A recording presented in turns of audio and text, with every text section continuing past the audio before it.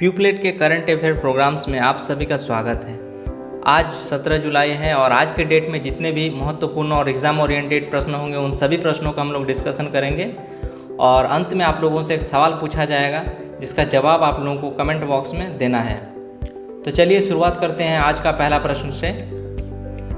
आज का पहला प्रश्न है कि प्रधानमंत्री स्वनिधि योजना को लागू करने में शीर्ष स्थान पर कौन सा राज्य है। ऑप्शन है आपके पास उत्तर प्रदेश, मध्य प्रदेश, हरियाणा और राजस्थान। इसका सही जवाब है ऑप्शन 2 यानी मध्य प्रदेश। स्ट्रीट वेंडर के लिए शुरू की गई आत्मनिर्भर निधि यानी प्रधानमंत्री स्वनिधि योजना के क्रियान्वयन में मध्य प्रदेश अन्य राज्यों की तुलना में शीर्ष स्थान पर है। तो याद रखिएगा कि प्रधानमंत्री स्वनिधि योजना को लागू करने में शीर्ष स्थान पर जो है वो है मध्य प्रदेश। प्रधानमंत्री स्वनिधि योजना के तहत रेहड़ी पटरी वाले दुकानदारों को छोटी राशि का कर्ज उपलब्ध कराया जाएगा जिससे उन्हें अपना व्यवसाय जारी रखने में मदद मिलेगी। इसमें 1 साल के लिए 10,000 रुपये की ब्याज मुक्त कार्यशील पूंजी भी प्रदान की जाएगी। इस योजना के तहत ऋण राशि पर 7% का ब्याज अनुदान केंद्र सरकार द्वारा वहन किया जाएगा जबकि शेष राशि राज्य सरकार द्वारा वहन किया जाएगा। आज का दूसरा प्रश्न है कि हाल ही में एफ-स्टार 6D दूरसंचार उपग्रह को किस देश के द्वारा सफलतापूर्वक प्रक्षेपण किया गया है। ऑप्शन है इजराइल, रूस, अमेरिका और चीन। इसका सही जवाब है ऑप्शन 4 यानी चीन के द्वारा। तो याद रखिएगा कि एफ-स्टार 6D दूरसंचार उपग्रह का जो हाल ही में सफलतापूर्वक प्रक्षेपण किया गया है उसका सही जवाब होगा ऑप्शन 4 यानी चीन। चीन ने अपने जिनजियांग सैटेलाइट लॉन्च सेंटर से लॉन्ग मार्च 3B कैरियर रॉकेट्स के जरिए एफ-स्टार 6D दूरसंचार उपग्रह को सफलतापूर्वक प्रक्षेपण किया।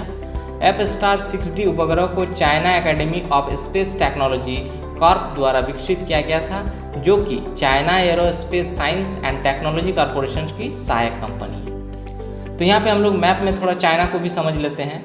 चाइना का जो बाउंड्री है आप इसको देख सकते हैं, एक तरफ इंडिया के साथ है साउथ चाइना सी जो पूर्वी भाग है चाइना का, साथ ही म्यांमार के साथ इनका बाउंड्री लाइन्स है, भूटान के साथ है, नेपाल के साथ है, फिर मंगोलिया है और ऊपर में देखेंगे नॉर्थ रीजन में तो वहाँ पे रशिया है।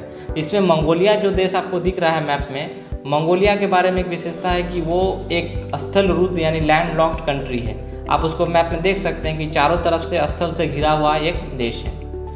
आइए हम लोग चीन के बारे में कुछ महत्वपूर्ण जानकारी इसको भी देख लेते हैं। चीन विश्व की प्राचीन सभ्यताओं में से एक है जो एशिया महाद्वीप के पूर्व में स्थित है।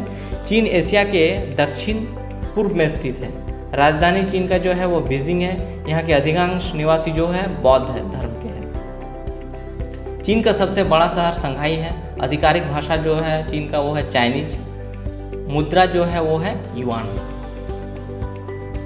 आज का तीसरा प्रश्न है कि हाल ही में स्पोर्ट्स अड्डा ने अपना नया ब्रांड एम्बेसडर किसे बनाया है। ऑप्शन है Michael Clarke, Brett Lee, Rohit Sharma और विराट कोहली। इसका सही जवाब होगा ऑप्शन 2 यानी ब्रेट ली। तो याद रखिएगा कि स्पोर्ट अड्डा ने अपना नया ब्रांड एम्बेसडर किसे बनाया है। याद रखिएगा आपका ऑप्शन आंसर है ब्रेट ली। स्पोर्ट्स अड्डा का नया ब्रांड एम्बेसडर ब्रेट ली। पूर्व ऑस्ट्रेलियाई तेज गेंदबाज और क्रिकेटर के दिग्गज खिलाड़ी ब्रेट ली को स्पोर्ट अड्डा ने अपना नया ब्रांड एम्बेसडर बनाया है। स्पोर्ट्स अड्डा एक भारतीय समाचार और सूचना प्लेटफॉर्म है जो क्रिकेट, फुटबॉल और कबड्डी से जुड़ी सभी ताज़ा जानकारी, अपडेट और आंकड़े प्रदान करता है। ब्रेट ली के बारे में कुछ महत्वपूर्ण जानकारी। ब्रेट ली ने ऑस्ट्रेलिया के लिए 221 वनडे और 76 टेस्ट और 25 T20 अंतर्राष्ट्रीय के कुल 718 विकेट झटके हैं।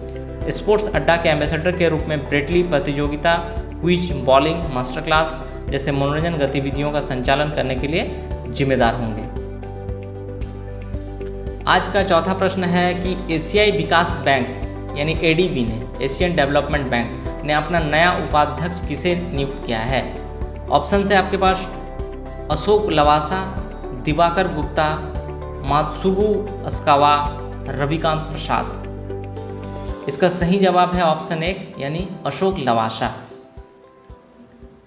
एशियाई विकास बैंक एडीबी द्वारा मौजूदा चुनाव आयुक्त अशोक लवासा को एडीबी का नया उपाध्यक्ष नियुक्त किया गया है। हरियाणा कैडर के 1980 बैच के सेवानिवृत्ति आईएएस अधिकारी लवासा को जनवरी 2018 को चुनाव आयुक्त के रूप में नियुक्त किया गया था।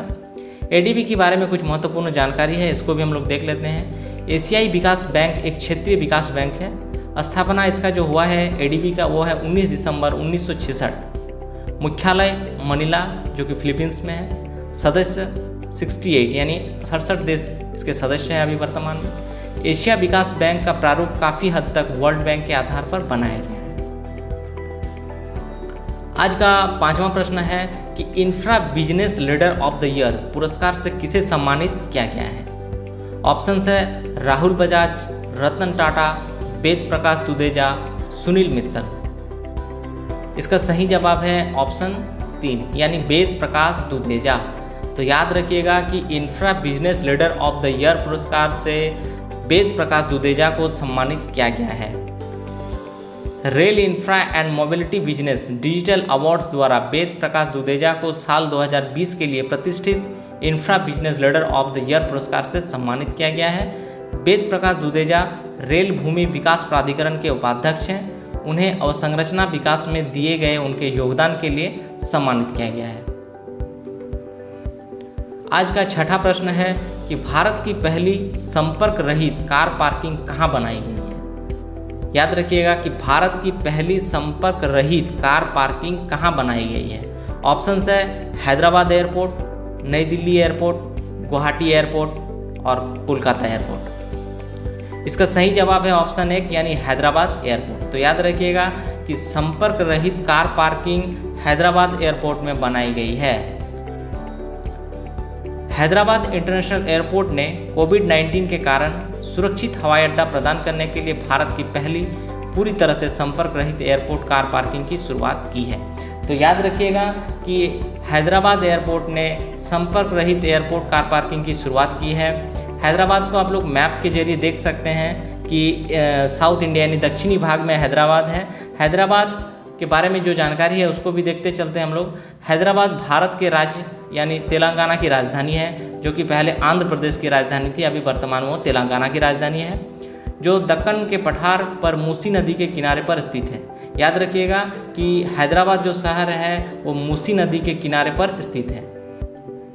शहर में स्थित तेलुगु फिल्म उद्योग देश का सबसे बड़ा चलचित्र निर्माता है। याद रखिएगा कि तेलुगु जिसको हम लोग साउथ इंडियन मूवी बोलते हैं वो बहुत बड़ा केंद्र उसका हैदराबाद है।